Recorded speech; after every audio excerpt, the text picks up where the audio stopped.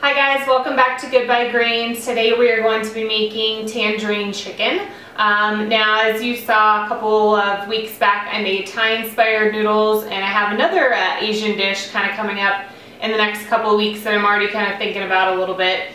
So today for the tangerine chicken, we have some chicken thighs, and then these are the little citrus fruits that I found at the supermarket. I think that these are tangerines. Maybe they're not officially tangerines, but if you can't find these, definitely find you know, oranges or some other type of citrus fruit that you really enjoy. It's going to be obviously a star flavor in this dish, so you want to find one that you like.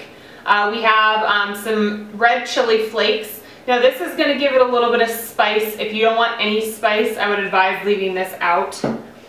We have some fish sauce and some coconut aminos, ginger and garlic, and then we are going to be cooking our chicken in some coconut oil. Now I will say one thing about fish sauce.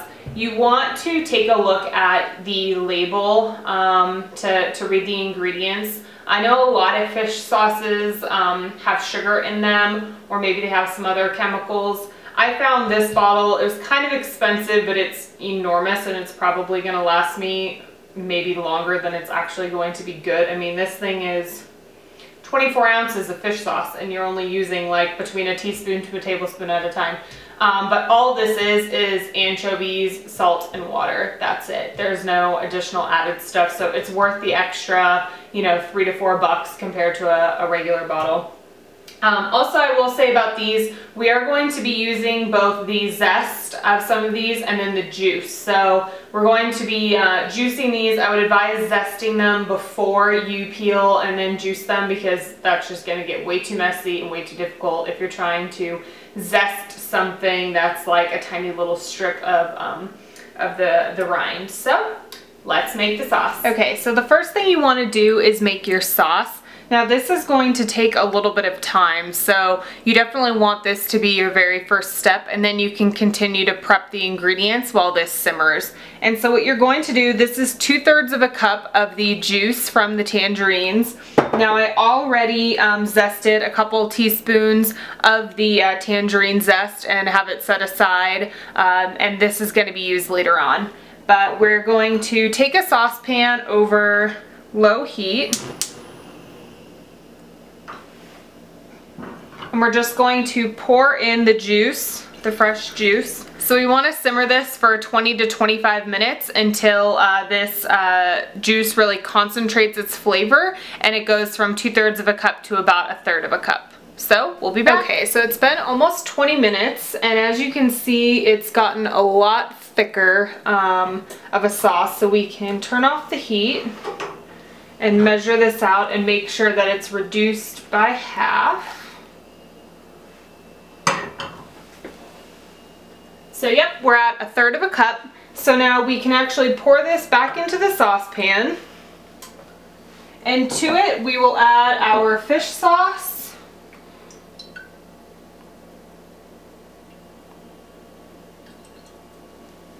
And our coconut aminos.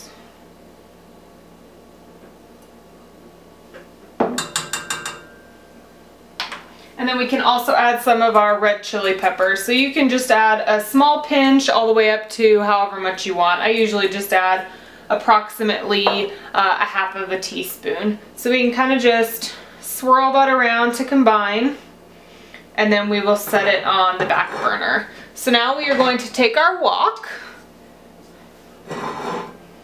and we are going to start on our chicken. So let me zoom you out.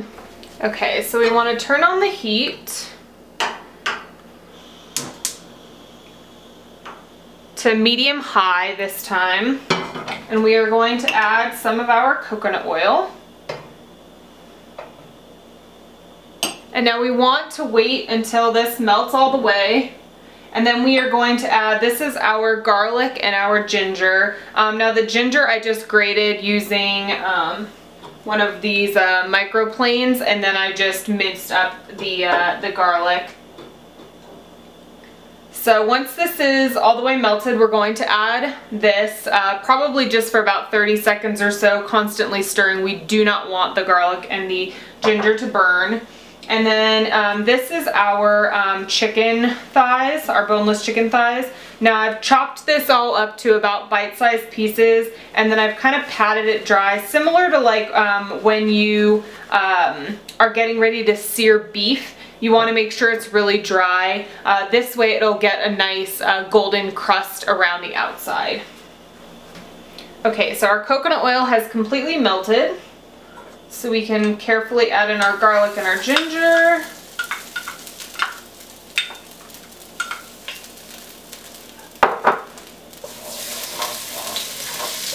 And you can just kind of almost move the pan around to get the oil distributed.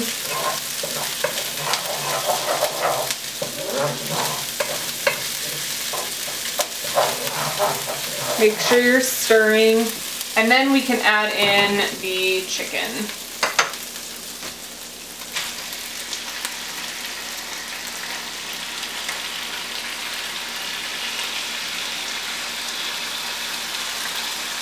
Couple little bits.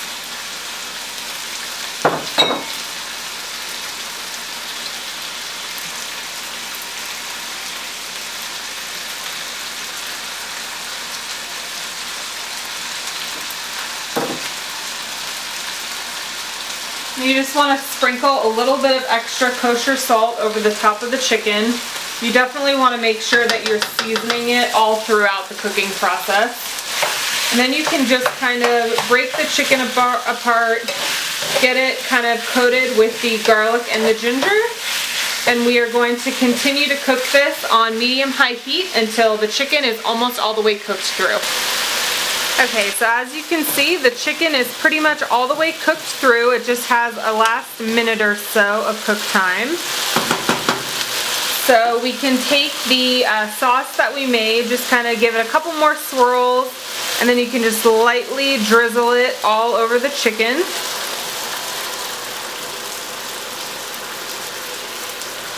Make sure you get all of that good sauce out of there. You can just kind of lightly stir it around, and we can turn off the heat. And then we can take that reserved zest that we had from before and just kind of dump it in and then stir. And the zest is going to give it a really nice bright flavor of the citrus. Since obviously the juice was reduced down, it certainly concentrates the flavor, but it kind of loses some of that fresh flavor. So now that all of this is stirred together, you can allow it to just kind of sit for a minute or so to help thicken up the sauce and allow the chicken to kind of cling to the sauce, and then it's ready for serving. Now what I usually do is pour it into just kind of a big bowl and serve it family style. I serve this with some roasted vegetables and some cauliflower rice, or some other dish like that, some side dish that tastes really good with the sauce poured over it. You can also sprinkle the top of this with some green onions to give it a nice bright color to go well with the orange. I hope you guys will give this recipe a try. It's definitely one of the new favorites in our house. This is now the second time I've made it, and we're planning to eat it for dinner. So